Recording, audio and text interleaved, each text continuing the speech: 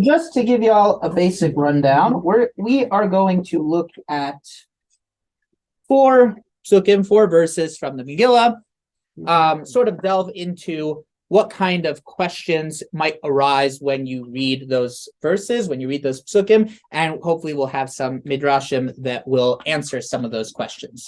So the first verse that I wanted to look at was chapter 1, verse 12. Could I have a volunteer to read it, please? Rosh Muli, please. But Queen Vashti refused to come at the king's command conveyed by the eunuchs. You pronounce that word again? Eunuchs. Eunuchs. Yes. The king was greatly incensed, and his fury burned within him.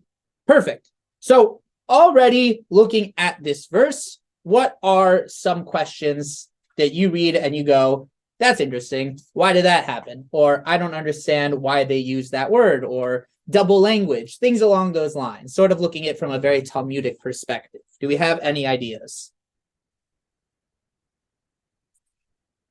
Well, his two forms of rage seems repetitious. Perfect. Amazing, right? So we have Vayktsof HaMelech Ma'od, the king was greatly incensed, V'chamaso ba'arabo, and his fury burned within him. So double language of fury, of rage. That's already something interesting that the rabbis certainly pick up on. Anything else?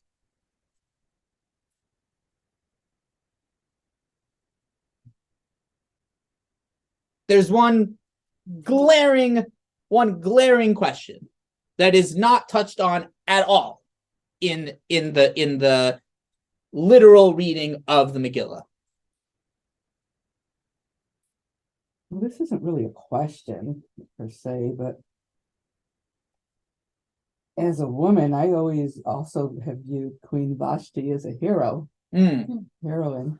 She refused. Mm-hmm. So she refused to, dance in front of the king and his drunk friends, and So the question that I'm looking for is within that comment. Look, why did she refuse? Why did she refuse? Mm-hmm. We're not told in the shot at all. We're told that the king wanted Queen Vashti to come before him to show her beauty, But aside from that, we're not really told why Queen Vashti said no, And you have to understand that, it's a really big deal to say no to the king.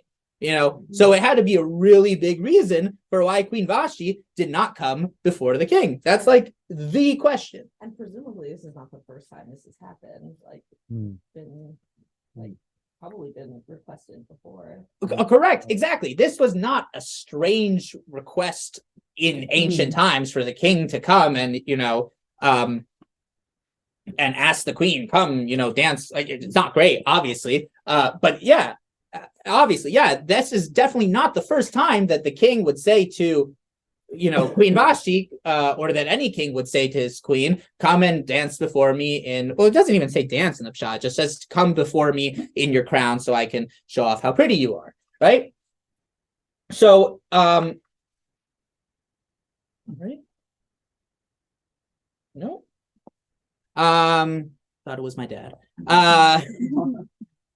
So that is the main question, and the commentators have a lot of different opinions on that, but I wanted to look, unless we have any other questions that arise from this pasuk. This pasuk is the least question heavy of the psukim that we're going to look at, but I thought we could look at one commentary. This isn't even really a commentary because it's the Talmud that talks about why Queen Vashti refused to come. Would anyone like to read? Why is it the eunuchs who convey the message? Why is it the eunuchs who conveys the message? Any idea? I mean, my first thought process is that the eunuchs were the guards of the queen's palace. So seemingly maybe King Ahasuerus sent someone to tell Queen Vashti, and you would send the eunuchs. Especially, why is it even relevant? Why he cares so much to say he commanded her? He commanded her. Well, evidently, it was important that perhaps it was important that the king himself did not come and command her, but that it was sent via. It was an indirect message. It was certainly beneath the king to go and tell Queen Vashti himself. But that's a great question. So shall we look at Maseches Megillah, the tractate of Megillah, that gives a little insight as to why Vashti did not come. Would anyone like to read? The verse states, but the queen Vashti refused to come. The Gemara asks, since she was immodest, as the master said above, the two of them had sinful intentions. What is the reason that she did not come? Perfect. I'm just going to stop you right there. All right. The Gemara even adds to this by saying it wasn't that Vashti had a problem with dancing, naked before the king. She was the term that the Gemara uses is pritzta, which is even more than immodest. It's licentious. It's like very, sinful intentions. So the Gemara says, whoa. It's not even that like we can, use the answer of like, well, Vashti was like embarrassed and she didn't want. No, she was totally fine with that. So if she was fine with that, then what was the reason that Queen Vashti did not come before the king? And the Gemara answers what Rabbi Yossi Bar Chanina says. Rabbi, would you like to continue? This teaches that she broke out in leprosy, and therefore she was embarrassed to expose herself publicly. An alternative reason for embarrassment was taught in a Braita. The angel Gabriel came and fashioned her a tail. Perfect. So this teaches that she broke out in leprosy, or is taught in a Braita. A Braita was a Mishnaic text that did not make it into the final compiled Mishnah, but is still, a very relevant text from the Mishnaic times that is sometimes brought up in the Talmud. That the angel Gabriel came, one of the four archangels, came and fashioned her a tail. So evidently, this was a very big reason for Vashti not to want to come before the king. A lot of other commentaries, Vashti is a very interesting character because, as Susan said, there is, especially in more modern times, this idea of like Vashti was able to say no to the king, which is, great. But we're also told in a lot of commentaries that Vashti was actually a very wicked woman who was descended from Chaldean kings who forced Jewish women to be her slaves and naked and made them work on Shabbat. So there is like this kind of, dichotomy of Queen Vashti of like being like, yes, great for you, Queen Vashti, like feminist icon, was able to say no, and also is like this very like, wicked woman. So it is very interesting. But the point being is that this is our first looking at the text of Esther, of Megillat Esther, with this kind of Talmudic lens. So let's go on to the next verse. So this is chapter 2, verse 5. Would anyone care to read? Rosh Shmuley has read a lot, but if anyone else, you're doing a great job, Rosh Shmuley, and I appreciate that you're reading. But if anyone else would like to, it would be greatly appreciated. In the fortress, Shushan lived a Jew by the name of Mordecai, son of Jair and son of Shimei, son of Kish and Benjamin. Okay, perfect. Okay, and I am going to kind of read this also in the Hebrew because a big question arises from this pasuk, but really only makes sense if you read it in Hebrew. Ish Yehudi. So it could be read as a Jewish man. Be well, Gary. Be well. Have a wonderful day. Chag Sameach. I have to drive home, so that's all right. Take Rob Julie's class. That's okay. See you a little bit. So we're told an Ish Yehudi, a Yehudi man. Now we know Yehudi today as a Jewish man, right? A Jew. But back then, this is, except for maybe in Sefer Yirmiyahu, but I think then it's also used to refer to a Judean. This is probably the first time that we have the word Yehudi used to refer to someone as a Jew, as opposed to someone from the tribe of Judah. So there is an important reason why I'm bracketing that, right? Does anyone suggest he's the first Jew? And we talk about Abraham as the first Jew, but like Jew as in like a new category.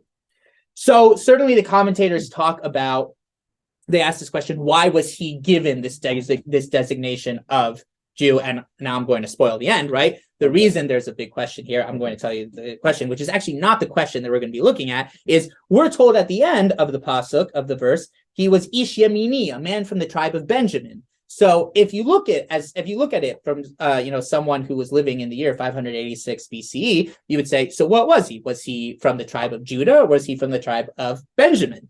As opposed to reading it nowadays, where you're like, he was a Jew who was from the tribe of Benjamin. If you really look at it, what it's saying is he's a man from the tribe of Judah, from the tribe of Benjamin. So which one was it?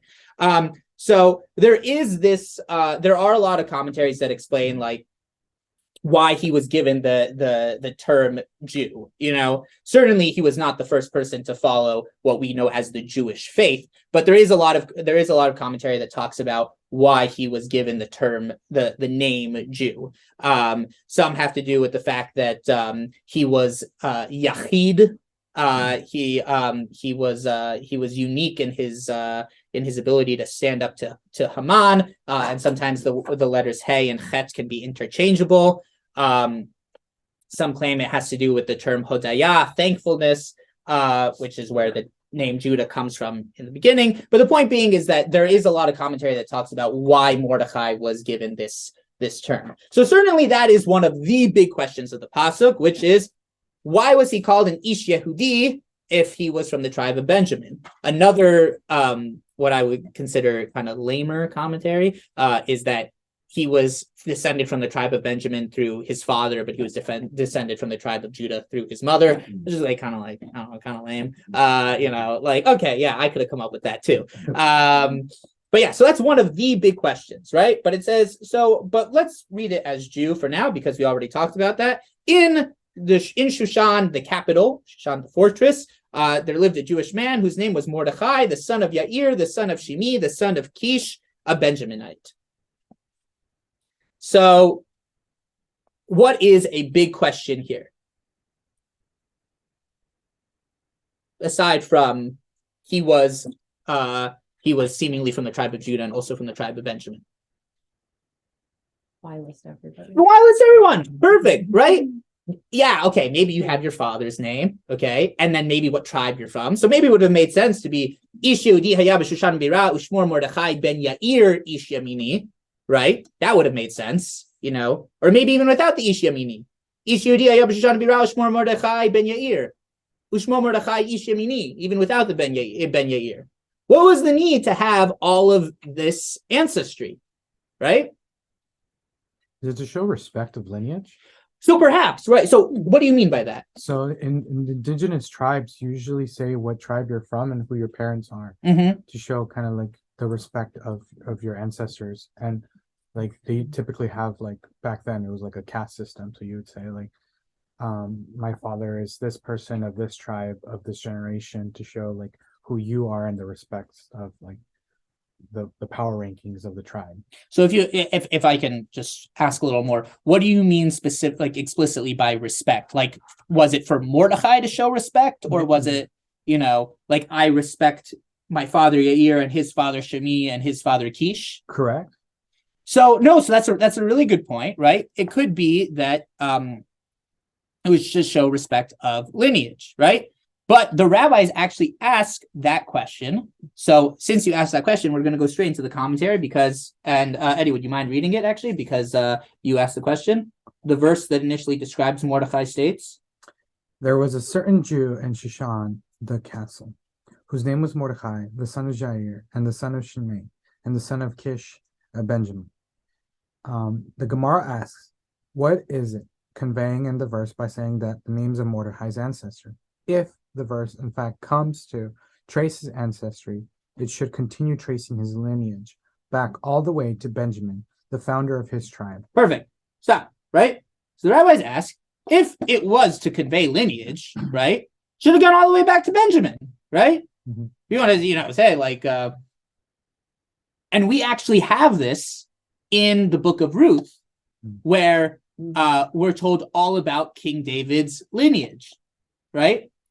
All the way back to actually I don't know if it goes all the way to Yehuda, but certainly to Judah's son, Peretz, right? Mm-hmm. Certainly to Judah's son Peretz, and his son and his son and his son and his son, all the way to Boaz, whose son was Oved, whose son was Ishai, whose son was David. So evidently that is not a strange thing to happen in Megillah, because it's happened before. So the Megillah, the rabbis asked a great question, which is, if it was to show ancestry all the way back to Benjamin. That's not an insane concept to have, right? Mhm. So how does the Gemara answer? Rather, what is different? Rather, what is different about the names that they deserve special mention? The Gemara answers, the sage taught the following, Barid. All of them are names in which Mordecai was called. He was called the son of Jair, because he was the son of the enlightened in the eyes of all the Jewish people with his prayers. The son of Shimei, because he was the son of whom God hears Shema in his prayers. The son of Kish, because he knocked on the gates of mercy and they opened to him. Perfect. So these names are not meant to, according to the Gemara, these names are not meant to be his father's names, but rather they are designations that Mordecai himself had based on the kind of person that he was. He was called a Ben Yair, a son who enlightened the eyes of all the Jewish people with his prayers. He was a son of Shimi, because he was the son whom God heard, Shema, his prayers. These are all the same roots. And he was called the son of Kish because he knocked, he Kish on the gates of mercy, and they were open to him. So these names were not, according to Gemara, his father's names, but rather they were titles that Mordecai himself had because of his personality, because of his characteristics, and because of the actions that he did. Mhm. All right, so we have 2 more verses to go through, if that is all right with y'all. But any questions before we continue? Awesome. So who would like to read chapter 3? Chapter 3, verse 11. This is a really good one. Susan, would you like to go? Please. Sure. And the king said, the money and the people are yours to do with as you see fit. Okay, perfect. So what questions arise here? This is in chapter 3, after Haman comes to King Ahasuerus and says, there is this group of people in your nation that are the worst, and I hate them. And, you really shouldn't have to deal with these people because, you're the king, and I don't like them very much, and neither should you. So here is 10,000 talents of silver, which I should tell you, I did the math once, is not a small amount of money. It is maybe I think around $700 million. I did the math a while ago. I'll check my math, but I'm pretty sure it's around that amount of money. It's not a small amount of money. So Haman is saying, here's $700 million. Let me kill the Jews, right? And King Ahasuerus says, the money and the people are yours to do with as you see fit. Yeah, keep the money. And do whatever you want, right? So what are some questions that could arise from this pasuk? There's one glaring one, and there's a couple others which are also pretty good.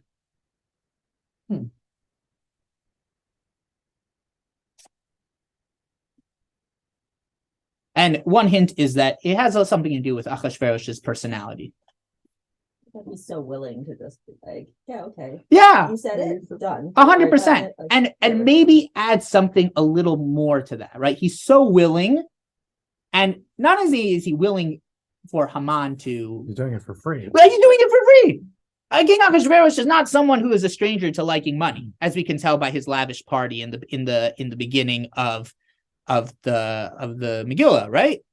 And here he is turning down $700 million worth of silver and saying, yeah, you can keep the money. I don't need this money that you so willingly offered me, keep the money and do with the people as you see fit.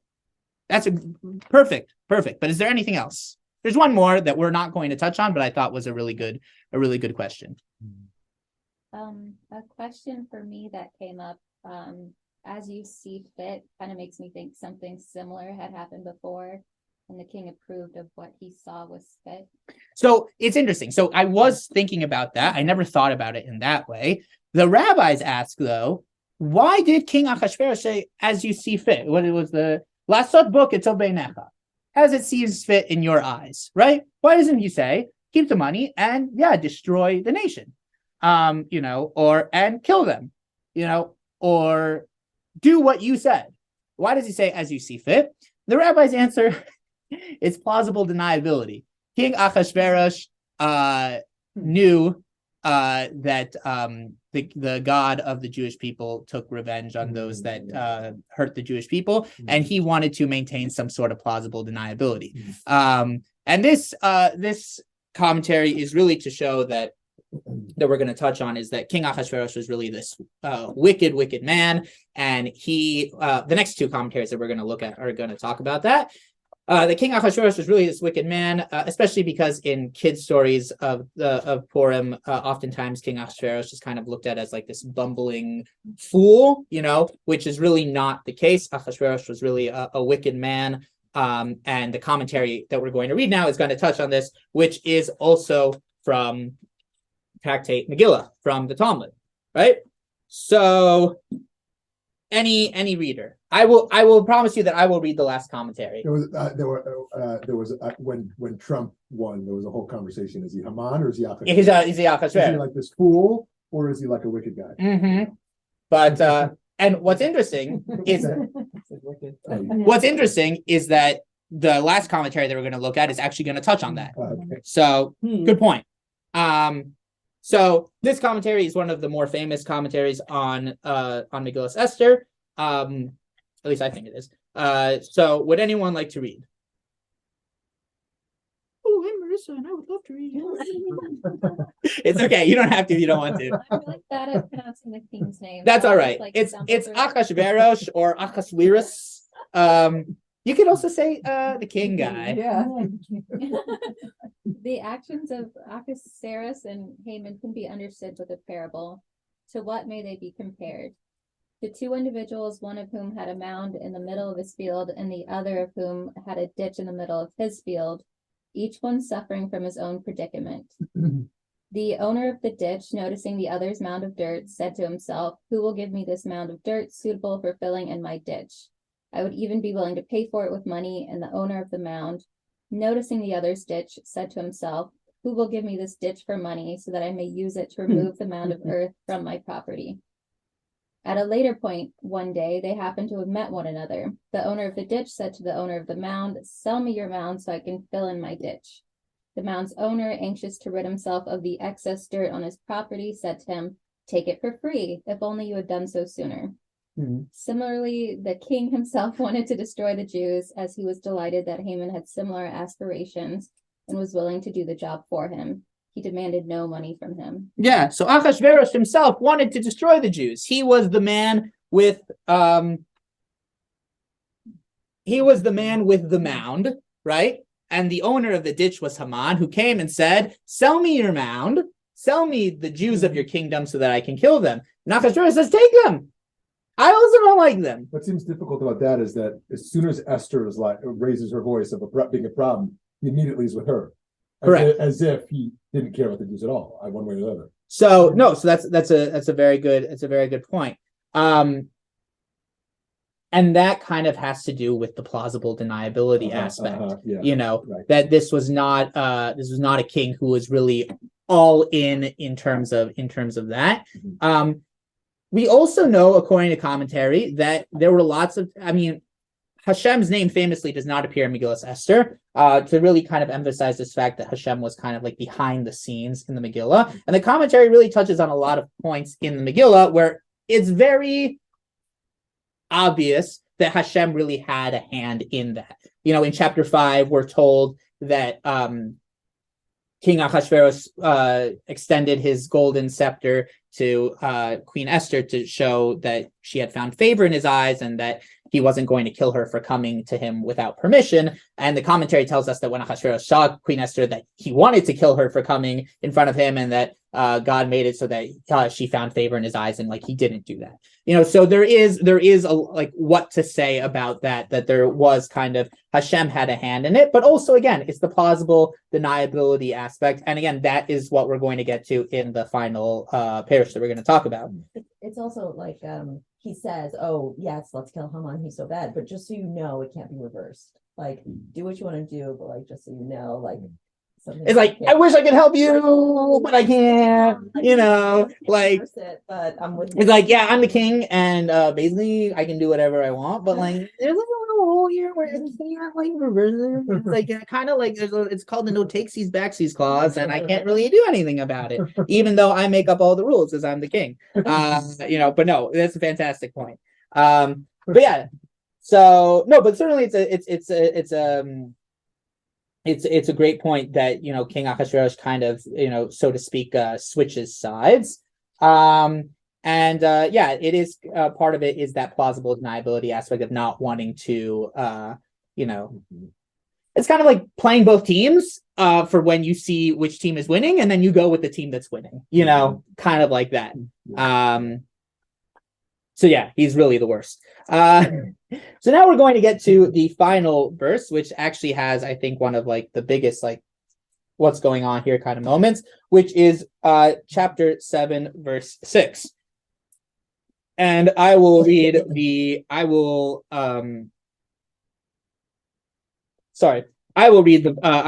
commentary for this one because especially because there is no English translation for it.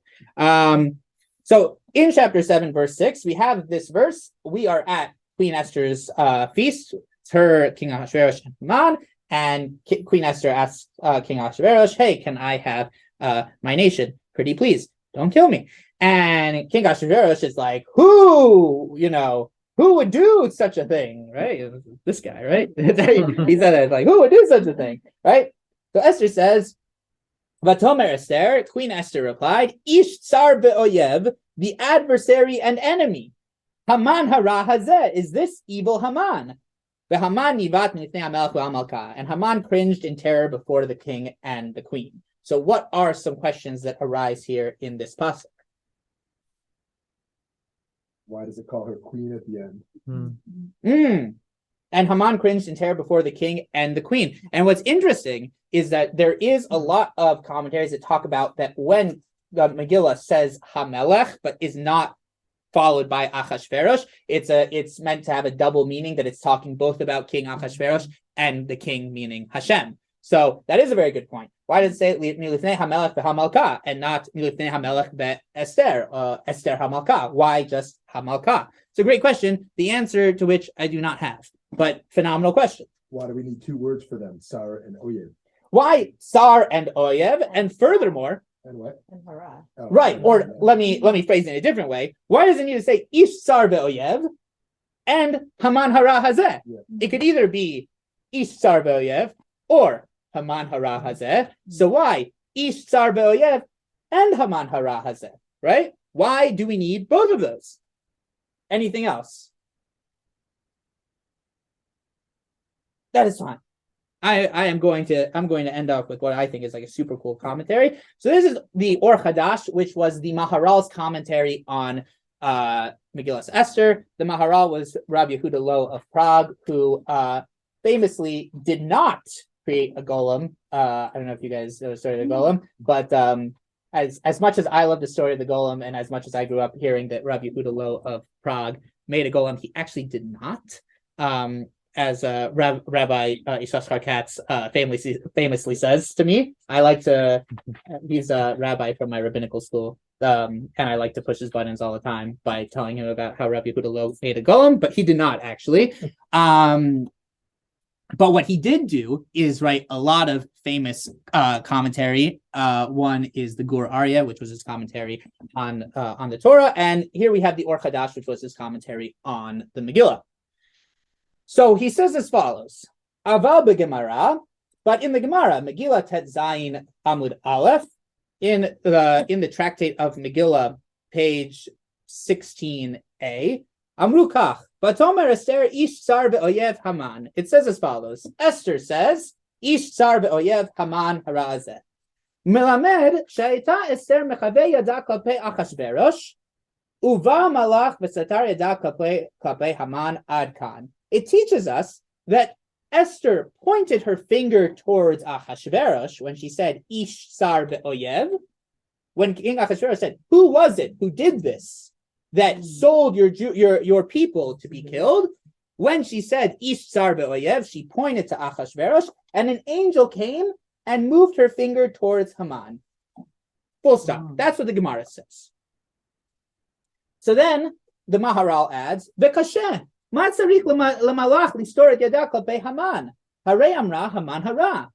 is difficult, right?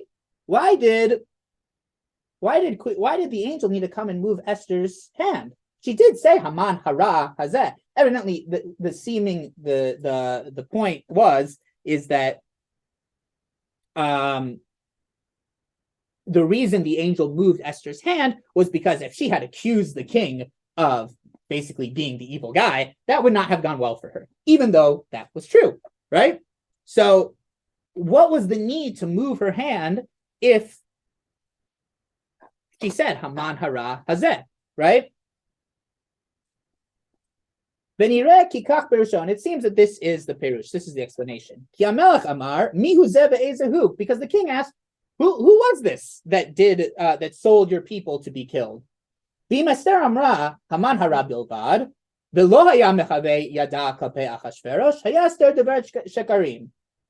Esther had just said Haman hara and had not pointed towards Achashverosh, Esther would have been saying a lie, because it wasn't just Haman. It was Achashverosh too.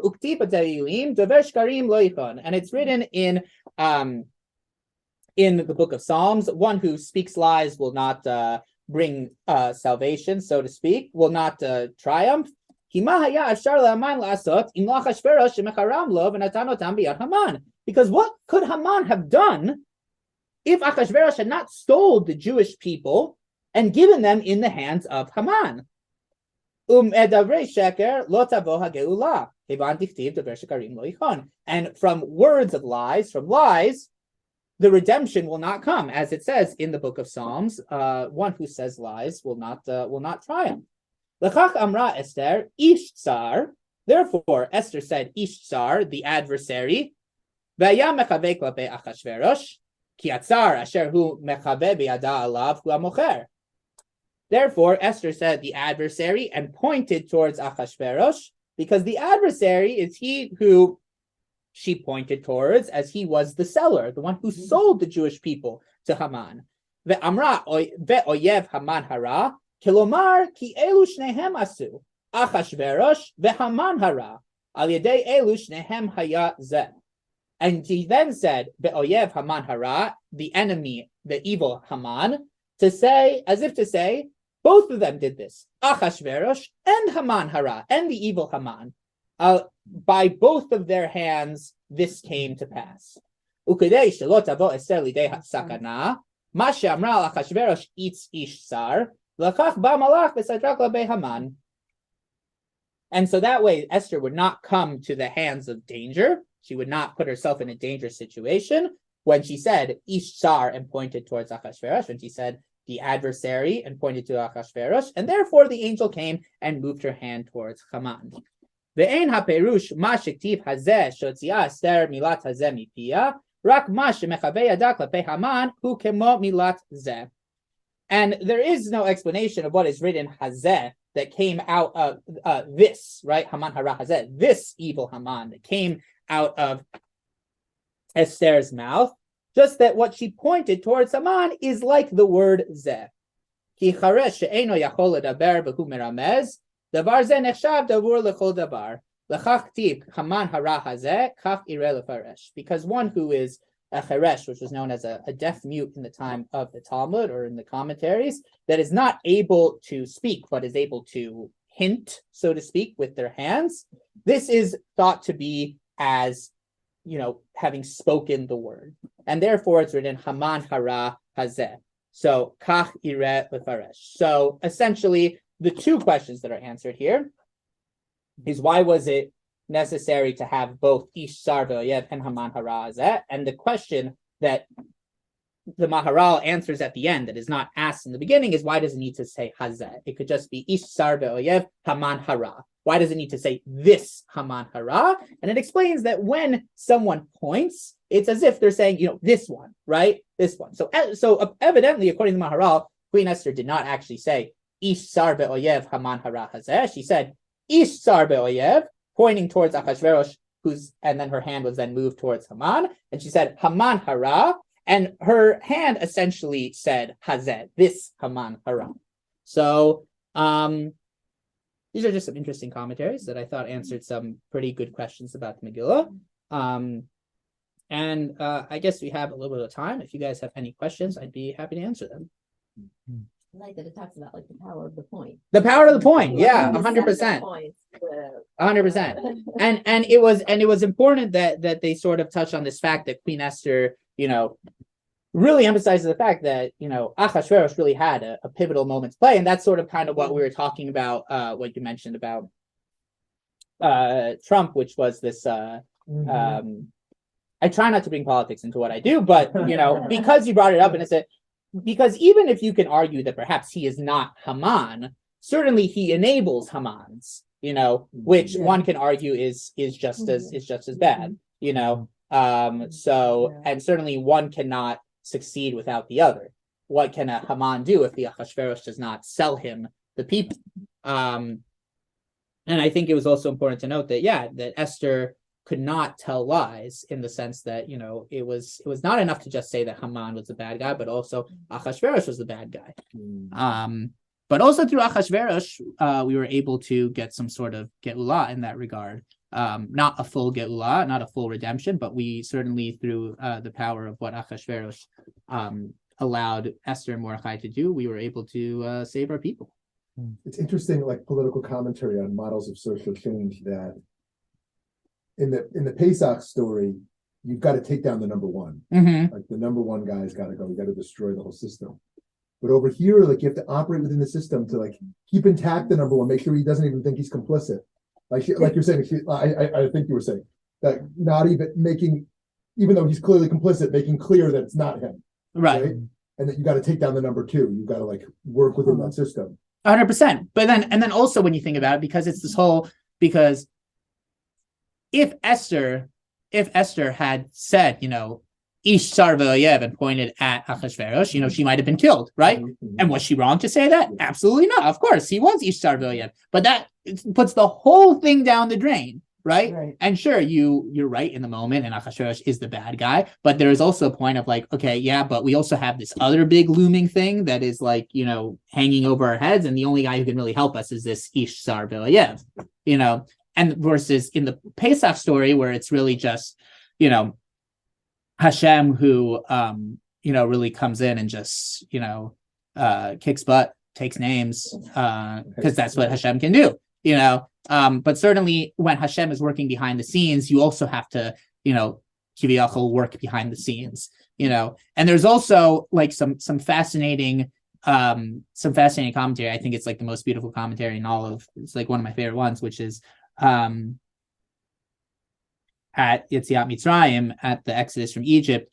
There's the whole story of Paro wanted the Jews to leave Egypt immediately, and Moshe says, you know, are we going to leave like thieves in the night? No, we are going to leave in the midday, where everyone can see us. And, you know, Hashem kind of adds, and let anyone who wants to try and stop them come and try, and we'll see what happens. And this kind of, you know, there you did not need to operate within the system, because Hashem's the system, you know. And the unfortunate truth here is that you kind of have to operate within the system. And that's one of the reasons why we don't say Hallel on Purim, in addition to the fact that it's not a holiday that was mentioned in the Torah, and is also not a holiday that took place in the land of Israel. It is also, we are not completely free at the end of the story. We do not have our own sovereignty at the end of the Purim story. We are still slaves to Achashverosh. In all the holidays in the Torah, the only thing that we're slaves to is Hakadosh Baruch Hu, is Hashem. And I guess in Hanukkah, we got our sovereignty from the Seleucids. But in this story, sure, we're saved, but we are still not our own sovereign people, which is another reason why we don't say Hallel on Purim. I've always been confused by that not being in Israel, because Pesach is not in Israel. But it's in the Torah. You're saying if it's rabbinic. If it's in the Torah, Hallel. Okay. If it's in Israel, Hallel. But if it's not in Israel and it's not in the Torah, no Hallel. Right. It's also like, it's nice with like the Pesach story. It's like this obvious, like, God is here, God is speaking, God is like taking us out. And here it's like more of like a modern day, like, where's God? Like, we're suffering, where's God? And it's like God is hidden in all the like little spaces, like Hamela. Right. But which is really important to say that even though which is why I love this story so much, because it really reaffirms faith in the modern era, in the sense that, sure, you know, faith so to speak, was easy in the times of Pesach because you had all these miracles. And yeah, totally. Yeah, I believe in Hashem, splits the sea. Yeah, totally. But in this story, there is still an emphasis of Hashem, even though Hashem is nistar, even though Hashem is hidden, so to speak, that Hashem is not any more or less present in this story than he was in the Pesach story. It was just different. And in today's day and age, things are more similar to Purim than it is to Pesach, but Hashem is still there, hidden, but still there.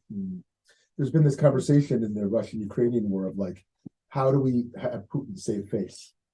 Like, how do we have him save face to feel like, he's won, and we can let him go, because shaming the king only brings more rage. But if you let him save face and either blame someone else or claim the victory, right? He's also it's a different way. I mean, it's a different way to deal with evil. Is to to appease them. Right, and he's still an Ish Tsar V'Oyev, and sure, by calling him an Ish Tsar V'Oyev, you're not. What's that? Oh, the time. The time. Yeah, I'm gonna end now. It's Putin's certainly an Ish Tsar V'Oyev, but like you said, you're not going to win by calling him an Ish Tsar V'Oyev, because it's the difference between saying what's right and saying what it takes to sort of keep the peace and really win. Very nice. Thank you for learning with me.